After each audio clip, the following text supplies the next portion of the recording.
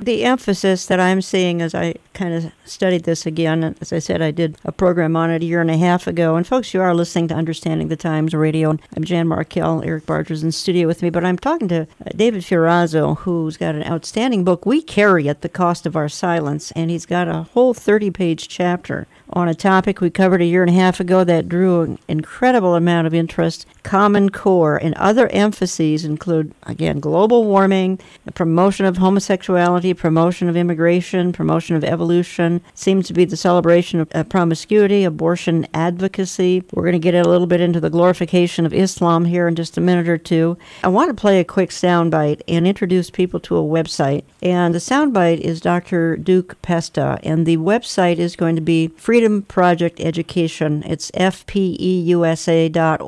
and he's introducing this topic in a succinct 1 minute and 44-second soundbite. Common Core.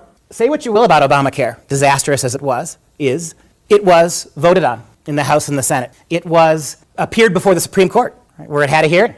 None of that was done with Common Core. Nobody was consulted about Common Core. I've said many times in my talks that this education reform is every bit, probably more dangerously transformational than even healthcare, because you're getting kids as young as 5 and 7 and 9 and 12, and you are completely warping them with regards to how to view their own government, how to view their civic responsibilities. You're shielding from them critical information about what's made this country successful and fundamentally decent. You're shielding that information, and you're replacing it with a lot of loaded propaganda and of that type. So keep Mr. Gruber in mind as we walk our way through some aspects of Common Core. The NEA farce. Well, I want to add one thing to what Alex taught you about the history of this country. Take the NEA, the National Education Association, arguably the most visible guide of American public education for the last 70, 80 years, starting in 1948. Quotes from 1948 through 1970, right when American education was completely stopped being a tragedy and became a farce. And what I think is really remarkable about the years 1947 and 1948,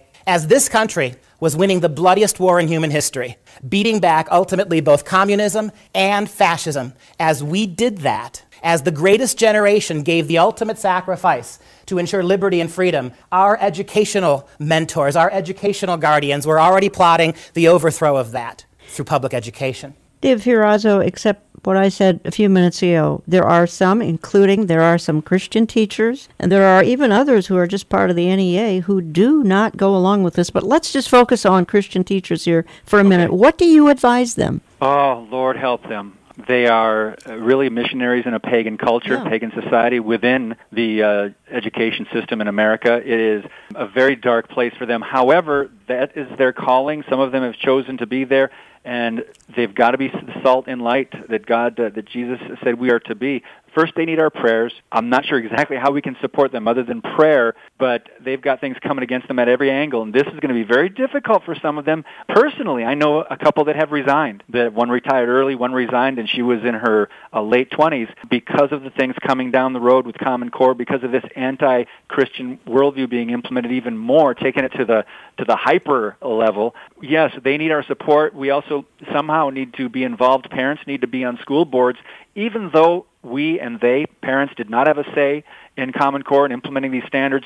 The parents can see what kids are actually being taught, and they can go in. They have to get students. Kids, if you have kids in public schools, they need to be open about what they're being taught in schools.